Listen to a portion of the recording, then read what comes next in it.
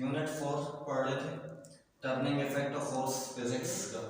ठीक है, तो इसमें अब जो टॉपिक है वो टॉपिक जो पढ़ रहे हैं वो क्या है, सेंटर ऑफ मास या सेंटर ऑफ ग्रेविटी। ठीक है, इस टॉपिक का नाम क्या है, सेंटर ऑफ मास या centre of gravity. Centre of मास या सेंटर ऑफ ग्रेविटी है क्या, इसकी डेफिनेशन देखते हैं फिर बताता हूँ क्या है।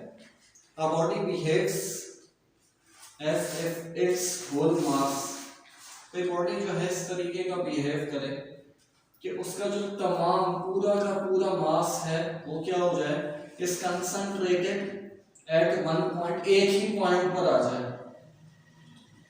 कॉल्ड इट्स सेंटर ऑफ मास या सेंटर ऑफ ग्रेविटी। तो इस प्रोसेस को, इस फिनोमेना को क्या कहते हैं, सेंटर ऑफ मास या सेंटर ऑफ ग्रेविटी कहते हैं। क्या मतलब है इसका कि भाई पूरा मास एक ही पॉइंट पर आ जाए।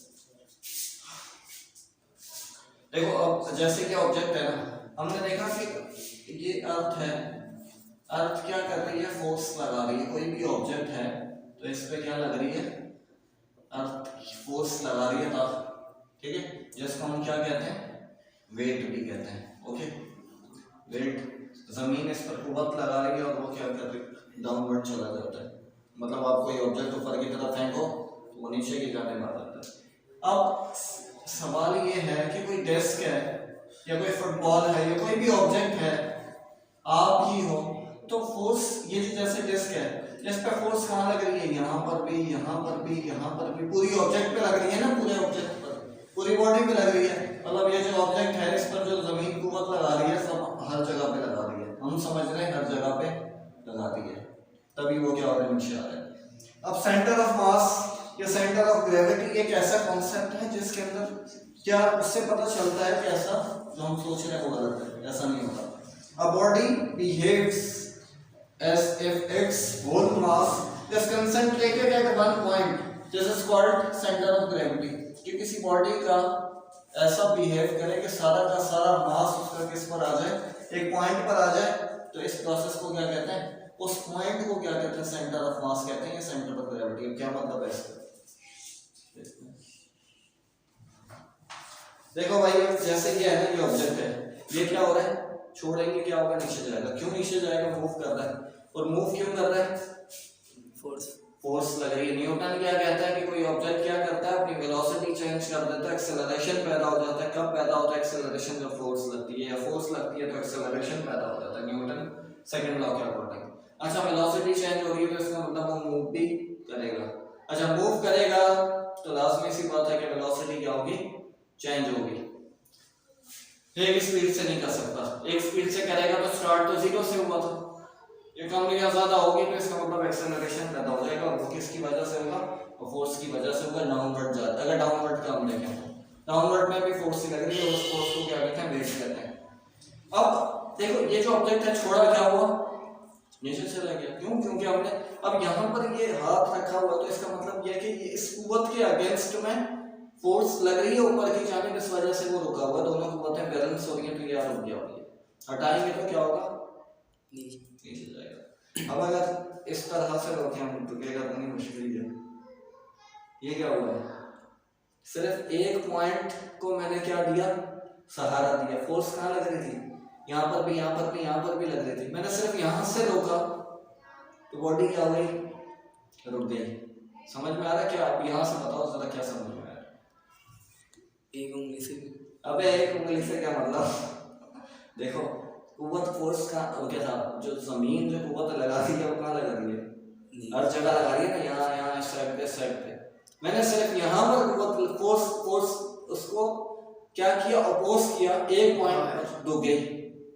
इसका मतलब ये है, अच्छा यहाँ करूँगा, यहाँ सिर्फ करूँगा रुकेगी क्या, नहीं, यहाँ करूँगा रुकेगी, यहाँ करूँगा नहीं रुकेगी। इसका मतलब जमीन कुव्वत ही कहाँ लगा रही थी, इस पॉइंट पे लगा रही थी। सारी की सारी कुव्वत जमीन कहाँ लगा रही है, इस पॉइंट पे लगा रही है।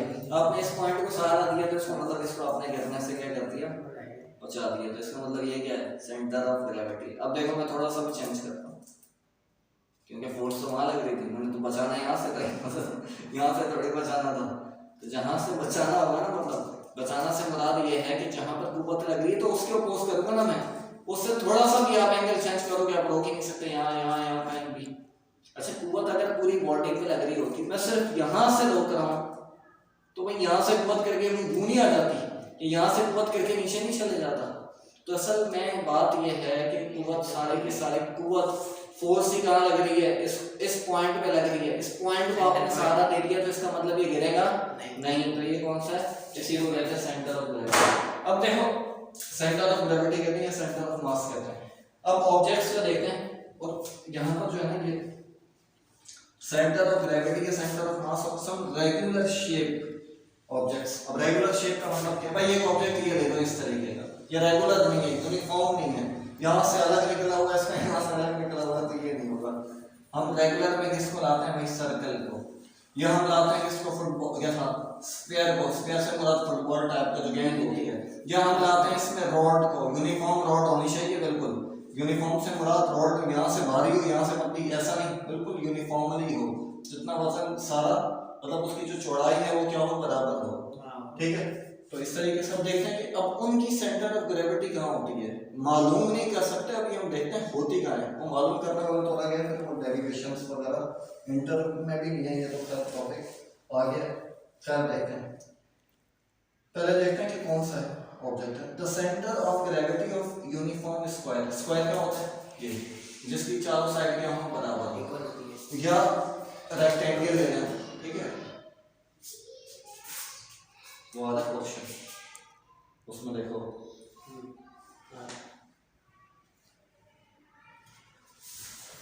स्क्वायर ले लें या रेक्टेंगल ले लें, इनका सेंटर ऑफ ग्रेविटी क्या है। The centre of gravity of uniform square और rectangle shape is the point of intersection. Point of intersection किसका होता है, डायगोनल। अब डायगोनल क्या होता है, देखो आप स्क्वायर लो, जैसे कि चार साइड वाला हमने क्या ज्योमेट्री है, ज्योमेट्रिकल शेप है, स्क्वायर है, ऑपोजिट साइड्स को मिला दें एक लाइन, ये डायगोनल है, और दूसरा वाला ऑपोजिट साइड्स को एक लाइन मिला दें तो ये भी डायगोनल है। तो डायगोनल ये जो दो लाइंस जिस पॉइंट पर क्या कर रही है, कट कर रही है एक दूसरे को, this point is called intersection, और इंटरसेक्शन किसका, डायगोनल का है, तो ये क्या है, सेंटर ऑफ ग्रेविटी स्क्वायर की है।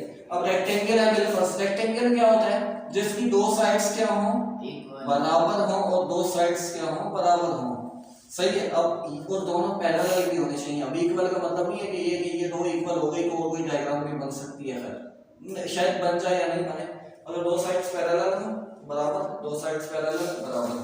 अब इसका भी डायगोनल बनाए हैं, अगर अपोजिट साइड्स को मिला दें, दूसरा डायगोनल अपोजिट साइड्स को मिला दें, तो जो इसका सेंटर, ये इसका जो इंटरसेक्शन है ना, point of intersection of diagonals, वही क्या होगी, इसकी सेंटर ऑफ ग्रेविटी, ठीक है। मतलब ये शीट होगी, अगर फर्स्ट जैसे ये बुक थी ना, तो बुक रेक्टेंगल थी, अगर चारों साइड बराबर है, ये साइड भी ये साइड्स भी, तो वो स्क्वायर है, शीट की बात हो रही है।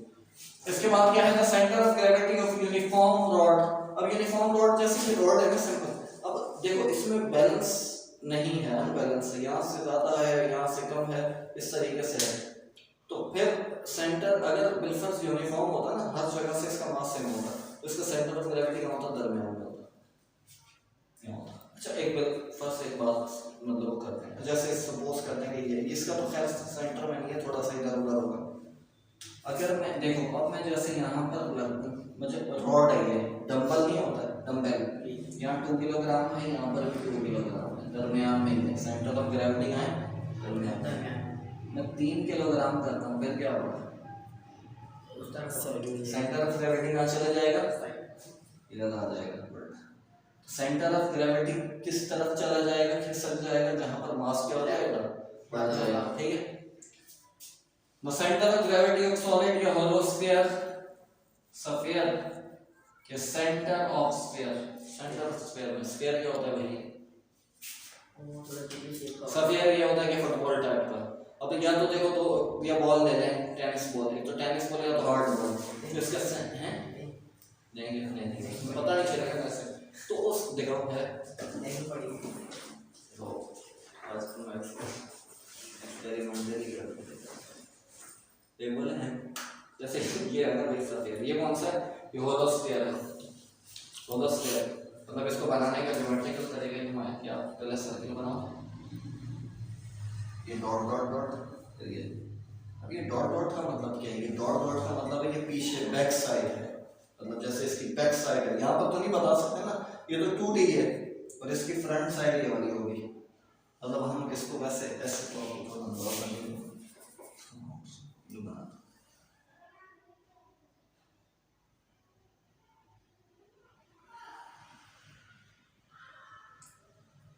इसका मतलब ये वाला साइड है ना, ये इसका फ्रंट साइड है और ये बैक साइड, ये वाली साइड है, और ये जो बैक साइड है ना ये वाला शो करता है, उसका बैक वाला जो।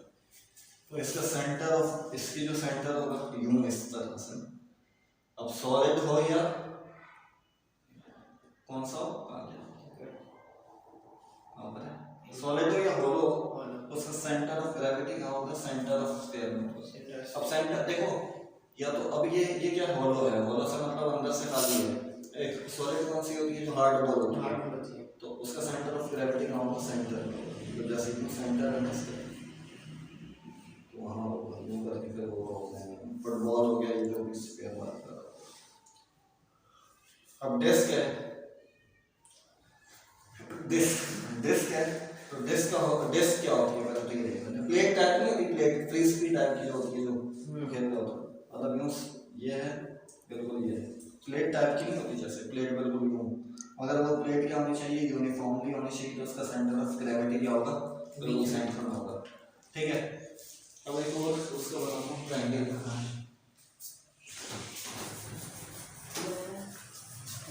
वालेकुम अस्सलाम।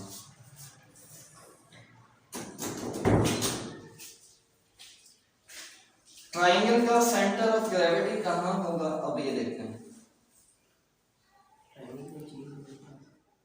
ट्रायंगल का कहाँ होगा। ट्रायंगल का देखो एक चीज होती है कि भाई एक लाइन में यहाँ से यूं गिराऊं ना, मैं लाइन यहाँ से यहाँ तक गिराऊं, ड्रॉ करूं, और ये लाइन कौन सी होनी चाहिए? मीडियन होनी चाहिए। ठीक है, इधर ये लाइन क्या होनी चाहिए? मीडियन होनी चाहिए। मीडियन क्या होता है? हाँ क्या करें?